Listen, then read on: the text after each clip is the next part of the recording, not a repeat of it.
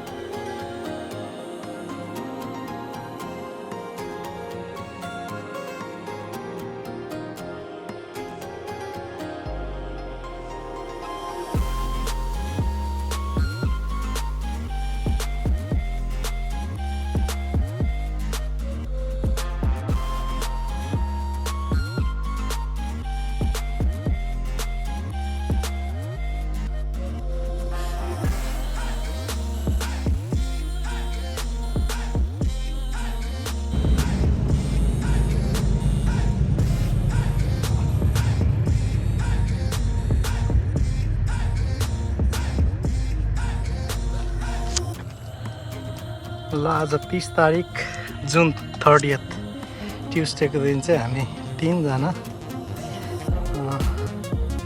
मित्रवर्गहरू मिलेर एउटा हाइकिङ जाने प्लानको सहित आएका छौँ र यहाँ सानो ब्रेकफास्ट खाजा खाएर अघि बढ्ने कार्यक्रम छ। यहाँ हाम्रो मेघनाथ सरले खाजा ठिक पार्दै हुनुहुन्छ। के गरेको सर यो?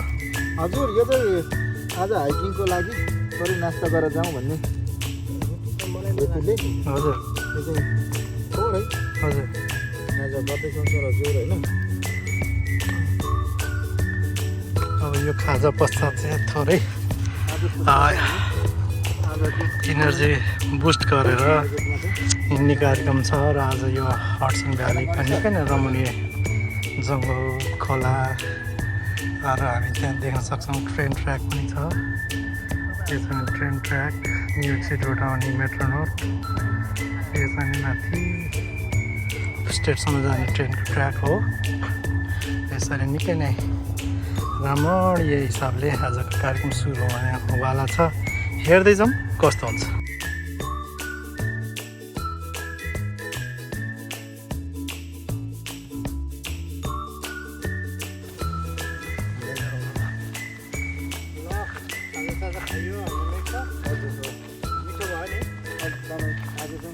मिठो खाना पनि मिठो भयो प्लस आजको हाइकिङ पनि एकदमै रमाइलो हुन्छ।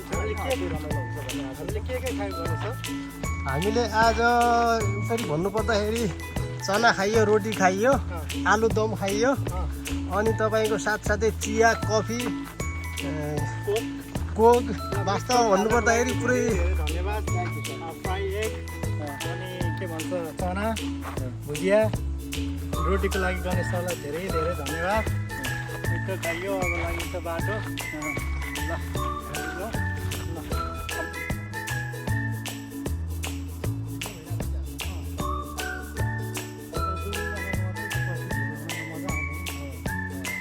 ठिक छ।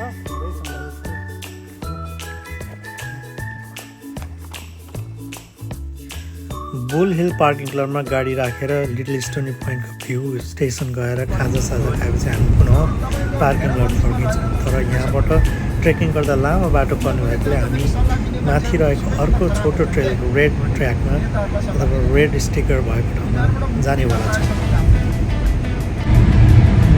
अब हाम्रो आज हाइकिङको कार्यक्रम छ। गणेशजी यहाँ गाडी चलाइरहनु भएको छ। मेघनाथ सर बसिरहनु भएको छ आफ्नो हेडफोन गलामा हालेर। अनि सर कस्तो हुँदैछ आज कार्यक्रम? आज एकदम सोचेभन्दा राम्रो। हजुर उत्कृष्ट छ होइन। अनि हामीले केही नास्ताहरू दियौँ होइन। हजुर फेरि पनि हाम्रो गन्तव्यतिर प्रस्थान गर्दैछौँ। आज उत्कृष्ट छ सर समग्रमा। आज इन्जोय चाहिँ फुल नै गरिरहेको छौँ। फुल इन्जोयमा छौँ। मेमोरेबल हुने चाहिँ यो हाम्रो यात्रा चाहिँ भन्ने पूर्ण विश्वास छ।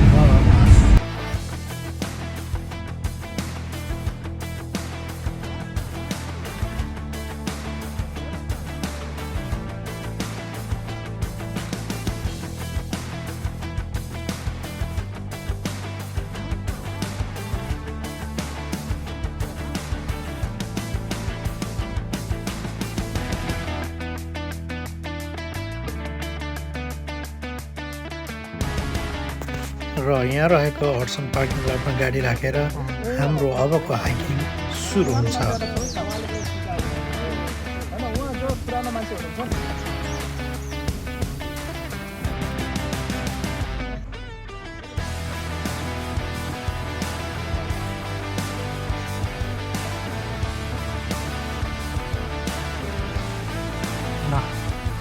Our journey starts from here for Mount Beacon, Tri Tower and View Point. This is the stairs.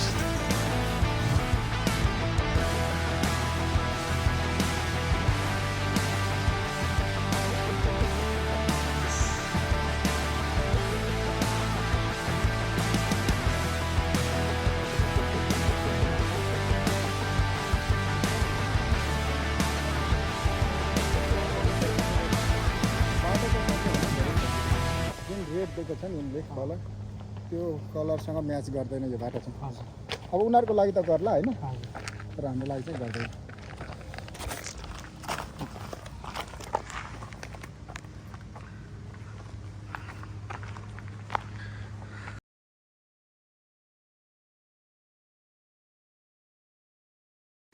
त्यस्तै खाले छ कि यो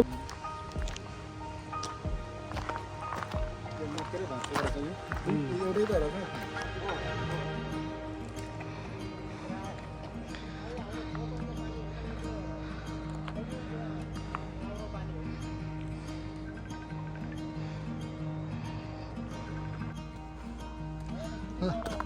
तपाईँ गाउनु अनि उहाँले थप्नुहुन्छ गाउनु त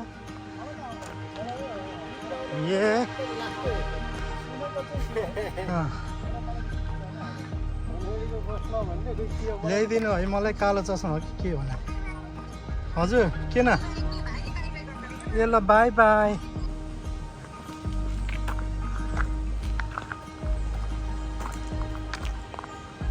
ल भन्नुहोस् सरहरू आजको हाइकिङ कस्तो भइरहेको छ?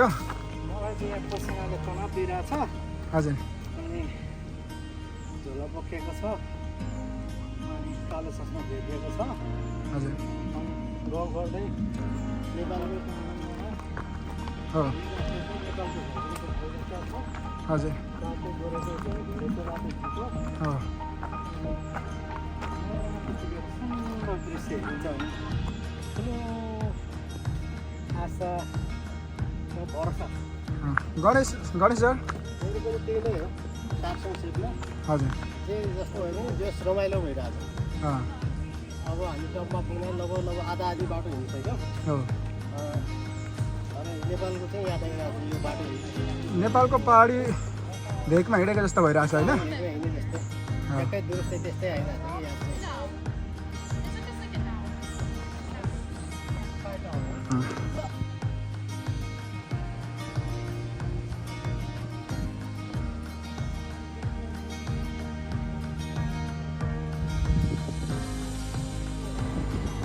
अन्ततः लगभग आधा घन्टाको उकालो हिँडेपछि हामी यो भ्यू पोइन्टमा पुग्यौँ र यो भ्यूबाट सुन्दर दृश्य हेर्दा निकै नै आनन्दित अनुभूति भएको थियो।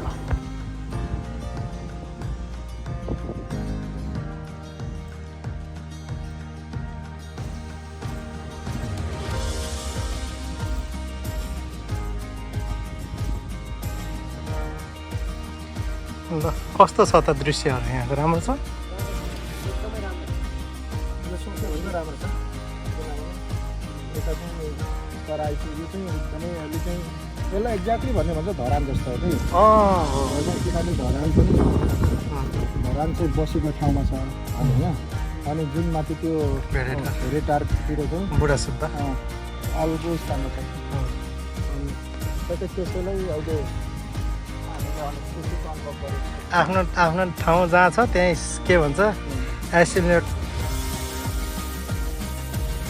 ल अब हामी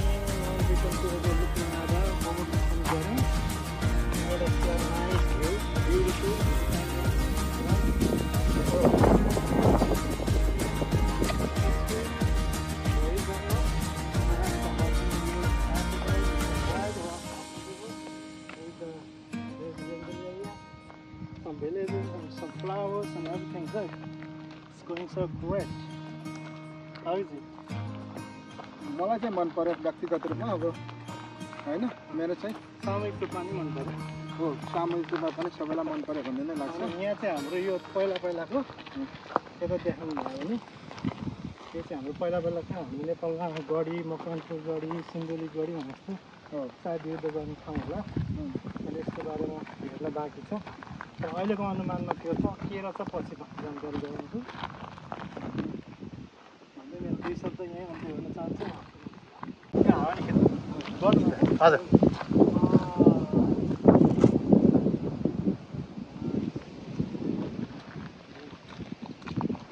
ल कस्तो राम्रो जङ्गल हेर्दै यहाँबाट झन् खतरा लाग्यो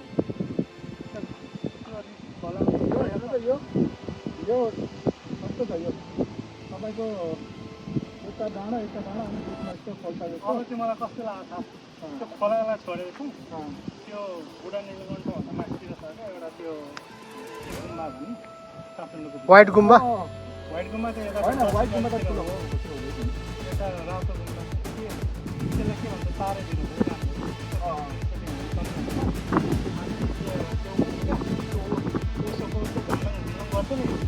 त्यो एरिया थियो नागी हो नागी त्यो साइन त्यो एउटा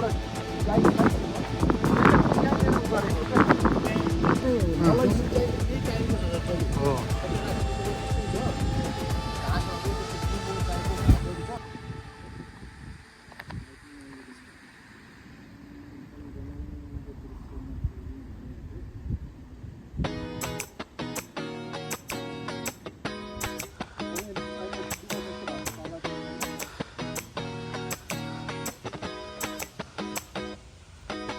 के हाँ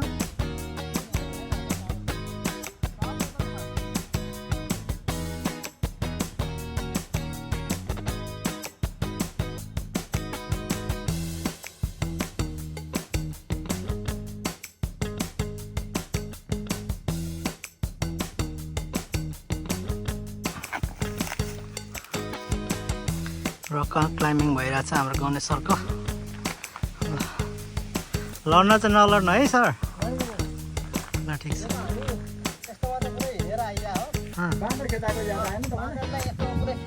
ल केदार आउने जानु माथि डिलतिर छन् कि बाँदरले नेपाललाई पिछो काटिन्छ तर यत्रो जङ्गल हुँदा पनि बाँदर नहुनु भनेको चाहिँ यहाँ चाहिँ नभयो यो ट्रकै छोडिदिनु पर्छ होला है भन्नु मानेहरूलाई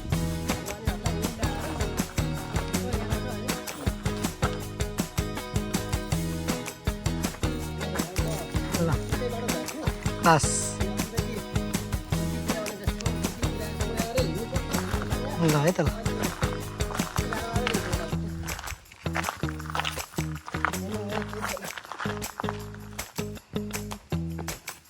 बस ल बास हुनु भयो बास नम्बर आयो ल हाम्रो सरले तिर्खा मेटाउँदा हुनुहुन्छ है फेरि यो चाहिँ एकदमै आजको अविस्मरणीय हाइकिङ पनि हो हाम्रो तिनजनाको फेरि आज कस्तो जुरेको छ भने म सुदूरपूर्वको उहाँ सुदूरपश्चिमको उहाँ चाहिँ बिचको दोलाखा हजुरको दोलाखाको अनि आजको चाहिँ हाइकिङ साह्रै रमाइलो भयो यो हाइकिङ चाहिँ फेरि अरू कुनै समय निकालेर अथवा कुनै वर्ष पनि हामीले यसरी गर्न पाऊँ होइन यो हाम्रो सहयात्रा आजको हाइकिङको सहयात्रा चाहिँ फेरि कुनै दिन पनि रहोस् अरू बेला अरू कार्यक्रममा त हाम्रो सहयात्रा अवश्य हुन्छ नै तैपनि अब यो हाइकिङमा पनि हुनुपर्छ भन्ने हामी मान्यता राख्छौँ निरन्तरता हुनुपर्छ निरन्तरता अब न्यु इयरको ट्रेल कुनै बाँकी राख्नु हुँदैन सब भ्याउनुपर्छ महिनामा एकचोटि जस्तो आउनुहुन्छ समरभरि विन्टरमा त सकिँदैन विन्टरमा गाह्रो हुन्छ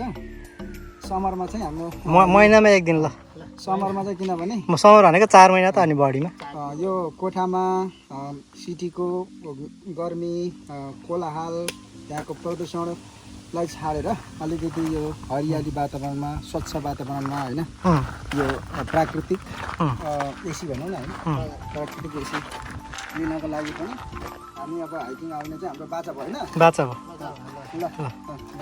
ल यो ढुङ्गाको छेउमा बसेर ढुङ्गा साक्षी भन्यो ढुङ्गा राखेर हामी ल तिनचुलाई भनौँ न होइन तिनचुला हो ल लागौँ ल र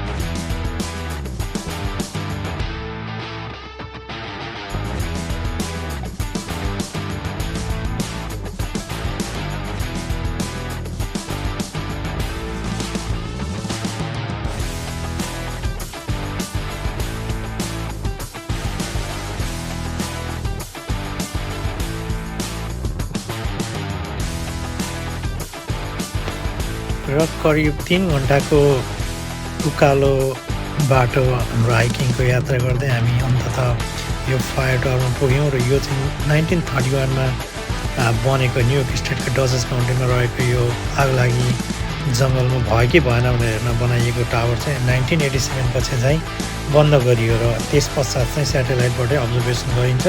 तर पनि यो पछि 2013मा आएर चाहिँ यसलाई चाहिँ हिस्टोरिक रूपमा चाहिँ अब्जर्भेसनको लागि अथवा मानिसहरूलाई त्यहाँबाट हेर्ने सुविधा होस् भनेर राखिएको छ। 2013मा भोलिन्टियरहरूले फेरि पुनर्निर्माण जस्तो गरेर यो चाहिँ पब्लिकलाई ओपनिङ गरिएको छ र त्यसको माथिसम्म पुग्न सकिन्छ र हामी पनि त्यसको टुप्पोमा पुगेर यो दृश्यको आनन्द लियौँ र त्यो दृश्यबाट हामी निकै नै आह्लादित भयौँ, आनन्दित भयौँ, रोमाञ्चित भयौँ। निकै नै प्यानोरामिक भ्यू थियो र यो दृश्य हाम्रो सबै 3 घन्टाको थकानलाई चाहिँ एकै गाँसमा नै त्यो थकान मेटिएको महसुस भएको थियो।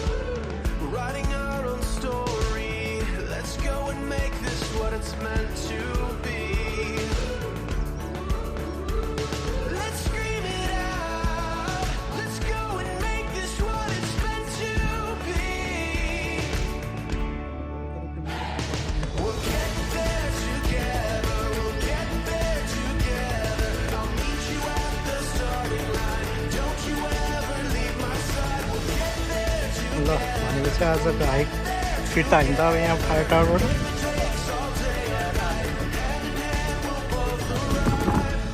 पार्किङ